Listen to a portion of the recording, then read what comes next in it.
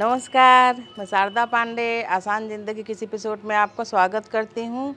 जैसा कि नवरात्रि पर्व चल रहा है, आपको सभी वीडियो दिया जा चुका है। अब आपको देंगे पारण, विसर्जन, उद्यापन, नीलकंठ दर्शन, शमी पूजा, अपराजिता पूजा के बारे में थोड़ा बेसिक जानकारी देंगे। इसके पहले हमारा चैनल आसान ज़िंदगी आप सब्सक्राइब कर लें, तो आपको सभी वीडियो जो आने वाले पर्व हैं, करवा चौथ से लेकर दीपावली, अहोई अष्टमी, जितने भी पर्व हैं, भाई दूज, इन सभी के वीडियो तुरंत ही मिल जाएंगे। तो आसान ज़िंदगी चैनल सब्सक्राइब कर लें, बेल आइकन का बटन दबा लें, हमारे साथ बने रहें। तो अब मैं आपको बताऊंगी कि इस बार अष्टमी और नवमी दोनों 11 अक्टूबर को है। तो जो चढ़ती और उतरती का व्रत करते हैं वो 11 अक्टूबर को ही व्रत करेंगे, अष्टमी का, क्योंकि नवमी भी है लेकिन वो पूरे दिन अष्टमी का 11 अक्टूबर को व्रत करेंगे। पारण करेंगे शनिवार को 12 अक्टूबर को, दशमी के दिन। इस दिन आप क्या क्या विशेष कर सकते हैं? इस दिन आप कर सकते हैं पूर्ण आहुति, जिसको बोलते हैं महाहवन। हवन की तैयारी कर लें, इस दिन हवन होता है। कन्या पूजन, जो जैसे मैं बोलती हूँ कि पहले दिन से लेकर 9वें दिन तक कभी भी कन्या खिला दें, क्योंकि बहुत सारे लोग बोलते हैं कि अष्टमी के दिन, सप्तमी के दिन कन्याएं बहुत सारे जगह जाती हैं तो उनको नहीं मिल पाती हैं। तो आप कभी भी खिला सकती हैं, लेकिन जो 9 दिन में, पिछले 8 दिन में, 7 दिन में कन्या नहीं खिला पाए हैं, वो अष्टमी और नवमी जो दोनों तिथि एक ही दिन पड़ रहा है, 11 तारीख को, शुक्रवार को, उस दिन कन्या भोजन भी करा लें। फिर कन्या भोजन आप हवन से पहले करा लें। जिनका कंटिन्यू व्रत चल रहा है, लेकिन जिनको उद्यापन करना है वो कन्या भोजन हवन के बाद करें, क्योंकि उनको उद्यापन करना रहेगा। उद्यापन किसको करना है हर वीडियो में बताती हूँ। बहुत सारे लोग बोलते हैं कि हम, अभी मैं कल ही कमेंट का जवाब दी हूँ, बोले कि हम आजीवन नवरात्रि व्रत का संकल्प लिए हैं कि हम आजीवन करेंगे, लेकिन अभी वो प्रेग्नेंट हैं, तबीयत नहीं ठीक है, तो बोलती हैं मैं कैसे करूं। तो मैं बोली कि ठीक है, आप अभी नहीं कर पाए कोई बात नहीं, अगले साल से करेंगी। कोई भी व्रत आजीवन नहीं होता है, श्रद्धा भक्ति है करते रहें, लेकिन आजीवन का संकल्प ही नहीं लेना चाहिए। हर व्रत का निश्चित साल होता है, महीना होता है, कितने दिनों तक करके हम उद्यापन कर देंगे। फिर हमारी श्रद्धा भक्ति रहेगी तो हम ऐसे करेंगे कि प्रभु जब तक हमारी शक्ति है तब तक हम भक्ति करेंगे। ऐसे आजीवन का संकल्प नहीं लेना चाहिए। तो जो बीमार हमारे भाई बहन हैं, किसी तरीके से परेशान हैं, व्रत को 9 दिनों का करते थे नहीं कर पा रहे हैं, तो वो उतरती चढ़ती का भी व्रत कर लें। लेकिन प्रॉब्लम ये है कि अगर शुगर ज़्यादा है, हाई लेवल का शुगर है, तो उसमें उतरती चढ़ती का भी व्रत नहीं कर सकते, क्योंकि वो फल वगैरह तो खा नहीं सकते, आलू खा नहीं सकते, बाकी सब फल मीठे होते हैं। तो ऐसे में आप क्या करेंगे कि सीधे उद्यापन कर दें। लेकिन अगर आप पंडित से उद्यापन कराएंगे तो उद्यापन की एक बहुत बड़ी विधि होती है कि बांस का मंडप बनता है, बहुत बड़ी विधि होती है, तो उसमें पैसा भी बहुत ज़्यादा लगता है, समय भी लगता है, उसमें फिर रिश्तेदारों को, बहन बेटियों को भी बुलाना पड़ता है। इतना बड़ा आयोजन कोई कर नहीं सकता। अगर कर सकें तो पंडित जी से आप संपर्क करके कर लें। लेकिन अगर साधारण आसान तरीके से करना चाहते हैं तो उद्यापन कैसे करना है कि एक दिन पहले कन्याओं को न्योता दे दें, 9 कन्याओं को, या 9 से ज़्यादा भी मिलें तो आप बुला सकते हैं, न्योता दे दें कि इस समय आप कन्याओं को भोजन कराएंगे। उनसे बता दें कि और कहीं न जाएं, खाने आपके यहाँ आएँ। बहुत सारे लोग बोलते हैं कि हम अकेले रहते हैं शहर में, कन्याएं नहीं आती हैं, तो क्या ऐसे में क्या करते हैं, जैसे मान लो आपको छोटा बच्चा है या आपकी नातिन है, कोई भी है, तो ऐसे वो स्कूल वगैरह में जाते हैं तो उनको बोल देते हैं कि अपने सहेलियों को ले आना, उनकी मम्मी वगैरह से पूछ के बता के, तो उनके घरों में भी जाके न्योता दे देते हैं, तो वो लोग भी चले आते हैं विश्वास के साथ। एक वाहन कर लें, छोटी सी गाड़ी या खुद की गाड़ी हो तो बच्चियों को ले आएँ, उनका पाँव धो के, उनको तिलक करके, पूजा आरती करके, ज़्यादा आपको टिटिम्मा नहीं करना है भोजन वोजन बनाने का, उनको जलेबी और दूध खिला दें। और छोटी छोटी पन्नियों में अक्षत चावल को पैक करके, 1.25 पाव चावल, एक नारियल, कुछ वस्त्र और दक्षिणा देकर उनसे आशीर्वाद ले लें कि अभी तक हम जो पूजा पाठ व्रत किए हैं उनका हमको पूर्ण फल मिले माँ दुर्गा मैया जी। आगे हम असमर्थ हैं पूजा व्रत करने में तो हम उद्यापन कर रहे हैं, ऐसा कह के हवन करने के बाद कन्याओं को खिला के विदा कर सकती हैं। तो मैं आपको बता रही हूँ कि आप क्या क्या करें अष्टमी और नवमी के दिन। उसी तरह से जैसे कि आपका प्रश्न है कि जैसे कि नवमी पूजा हो गया, हवन हो गया, कन्या खिला ले, सब कर लिए, तो क्या हम विसर्जन भी कर दें उसी दिन? तो बहुत सारे लोग उसी दिन विसर्जन करते हैं, लेकिन विसर्जन मुहूर्त है वो दशमी के दिन है। सूर्य उदय के बाद आप नहा के विसर्जन कर सकते हैं। जवारा, माँ की मिट्टी की मूर्ति, फोटो वगैरह उसको विसर्जन नहीं करना है। कलश का जल आप गमले में भी डाल सकती हैं। तो इस तरह से विसर्जन करके आपका व्रत पूरा माना जाएगा। तो पहले मैं आपको बता रही हूँ अष्टमी का।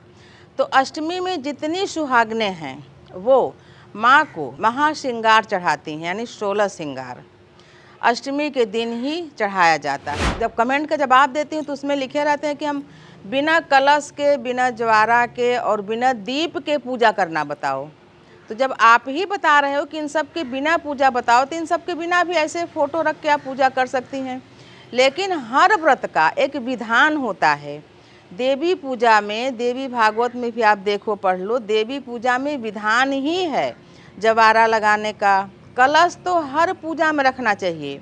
अखंड ज्योति के लिए मैं इसलिए मना करती हूँ कि बहुत सारे लोग अखंड ज्योति जलाते हैं, उनका देखभाल कर नहीं पाते हैं, ज्योति बुझ जाती है तो उनके मन में दुख होता है, खटका हो जाता है कि हमारा पूजा अधूरा रह गया। तो इसलिए बोलती हूँ कि अखंड ज्योति घर में न जलवा के, शक्ति पीठ हो वहाँ पर 1100, 2100, जो भी घी का 2100 लेते हैं और बाकी तेल का 1100, तो आप देकर वहाँ जलवा लें। और रोज़ शाम को वहाँ जाके आपके नाम का कलश रहता है, नाम लिखा रहेगा, नंबर लिखा रहेगा, उसको जाके दर्शन करके चले आएँ। अगर पूर्णतः देवी स्थापना हुआ है, देवी जी की मूर्ति या फोटो है, कलश है, ज्वारा लगाए हैं, अच्छी तरीके से आप सप्तशती का पाठ पढ़ के आरती पूजा करते हैं, तो वहाँ भी श्रृंगार का सामान चढ़ा के और थोड़ा बहुत घर में सुहागिनों को देकर खुद ले लें। अगर ऐसी व्यवस्था आपके यहाँ नहीं है तो शक्तिपीठ, यानी कोई भी मंदिर हो, दुर्गा जी का मंदिर हर जगह रहता है, वहाँ मंदिर में जाके आप इन चीज़ों को चढ़ा सकती हैं। जो मूर्ति स्थापना हुई रहती है जहाँ के, वहाँ भी आप जा सकती हैं, लेकिन मंदिर में जाएंगे तो ज़्यादा अच्छा रहेगा। अब मैं आपको बताऊंगी दशमी के दिन आप क्या क्या करें। सबसे पहले दशमी के दिन स्नान करके, छोटी सी आरती करके और माँ का विसर्जन कर दें। यानी अगर मिट्टी की मूर्ति विसर्जन कर दें, फोटो रख दें, जवारा है तो विसर्जन की व्यवस्था हो तभी मूर्ति रखें। और मिट्टी की मूर्ति सदा के लिए घर में नहीं रखी जाती कि इस साल ले लिए तो हम 1 साल तक पूजा करेंगे, रखे रहेंगे। चाहे श्री गणेश जी की हो, चाहे सरस्वती माता की हो, किसी भी देवी देवता की मिट्टी की मूर्ति घर में पूजा के बाद विसर्जन कर दिया जाता है। विसर्जन की व्यवस्था नहीं है तो फोटो रख के पूजा करें, या गंगा उंगम कहीं दूर अगर जाना है तो वहाँ भी बच्चे जाकर करते हैं, लेकिन सावधानी रखना चाहिए। तो आप जो कलश का जल वगैरह उसमें सिक्का वगैरह रहता है उसको अपने लाकर में रख लें, बाकी सुपारी और हल्दी अक्षत को गमला में दबा दें। जो जवारा लगा उसको गाय को भी खिला सकते हैं। और उसके बाद कन्या भोजन सब हो चुका रहता है। जहाँ से देवी मैया को हटाएं, चौकी जहाँ से हटाएं, तो उसको एकदम से सूना नहीं करना चाहिए। वहाँ पर एक 2 बत्ती वाला दीप, देवताओं को 2 बत्ती वाला दीप चढ़ता, 2 बत्ती करके इकट्ठा कर दें, गाय के घी का दीपक जला दें, पूर्व की ओर लौ करके, और एक फूल भी रख दें। एकदम से वहाँ सूना नहीं होना चाहिए। उसके बाद दशमी के दिन या तो राजा का दर्शन करना चाहिए या नीलकंठ का भी दर्शन करना चाहिए। नीलकंठ का जो दर्शन करने से दशमी के दिन जो दर्शन करता है, बहुत सारी जो भी उनकी मनोकामना होती हैं पूरी होती हैं। और ऐसे भी मान्यता है कि नीलकंठ का दर्शन करने से विषाक्तों से, जो विषधर जीव होते हैं, उनसे भी रक्षा होती है। नीलकंठ का दर्शन करें कभी कभी, तो नीलकंठ आजू बाजू में भी आके कहीं बिजली के तार पर या कहीं भी मुड़ेरी पर बैठ जाते हैं तो घर में ही दर्शन मिल जाता है। और नहीं तो अब कहीं भी आउटर में जाएं तो वहाँ दर्शन मिल जाता है नीलकंठ का। नीलकंठ का दर्शन करना चाहिए। सोन पत्र, गोला गोला होता है सोन पत्र, उसको भी आपस में एक दूसरे को देते हैं, जो कि श्री लखनलाल जी श्री रामचंद्र जी के लिए वनवास के समय में उस सोन पत्र से ही मंडप मड़ई बनाए थे। उसी में सिया राम जी रहते थे, जो भगवान की रक्षा करने के लिए रात्रि को जागरण भी करते थे श्री लखनलाल जी। मान्यता है कि 14 वर्षों तक वो सोए भी नहीं थे रात्रि में। तो आपको बता रहे हैं सोन पत्र भी ला के एक दूसरे को देते हैं, दान प्रदान करते हैं। उसके बाद दशमी का ही बता रही हूँ, अपराजिता, सभी गमले वगैरह लगाए रहते हैं, अपराजिता पूजन भी करना चाहिए, शमी का पूजन भी करना चाहिए। गाय के कच्चे दूध से अपराजिता और शमी को सींचना भी चाहिए। रात्रि के समय यानी दशमी के दिन रात्रि के समय घी का दीप भी जलाना चाहिए। और मतलब कि दिन रहते पूरी पूजा कर लें, सिर्फ दीप दान रात्रि को करना है।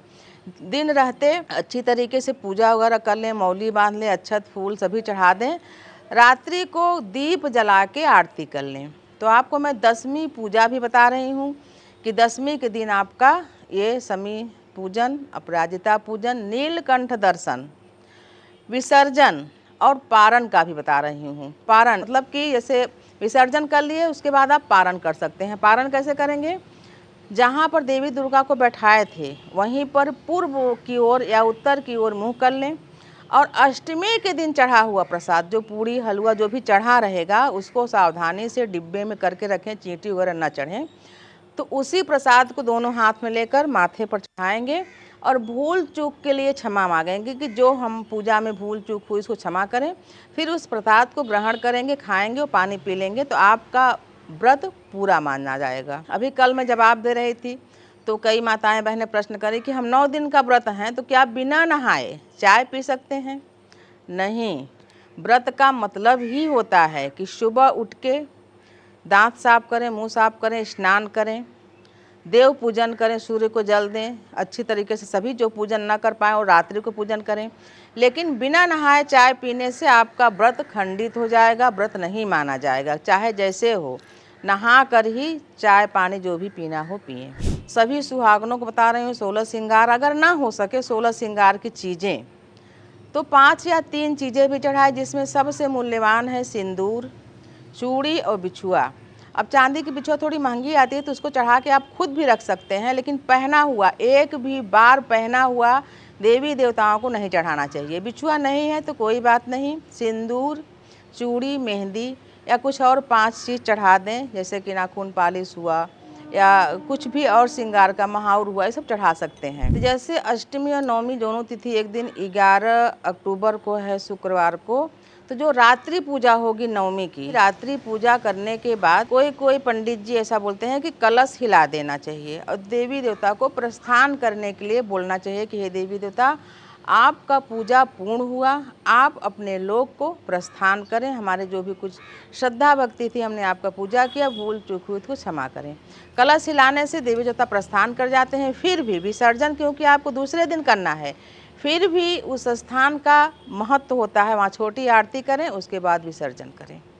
तो आपको मैं नवरात्रि के 9वें दिन का 10वें दिन का आखिरी पूजन का पूरी तरीके से विधि बताई हूँ। आगे के सभी वीडियो आपको ऐसे ही देती रहूँगी। आप लोगों को सभी पर्वों का शुभकामनाएं दे रही हूँ। आप सभी के घर में मंगल हो, शुभ हो।